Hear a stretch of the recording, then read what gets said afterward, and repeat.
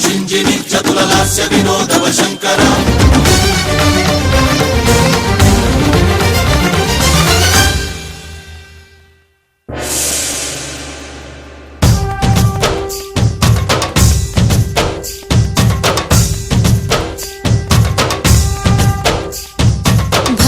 భరతవేదముగ నిరత నాట్యముగ కదిలిన పదమిది ఈశా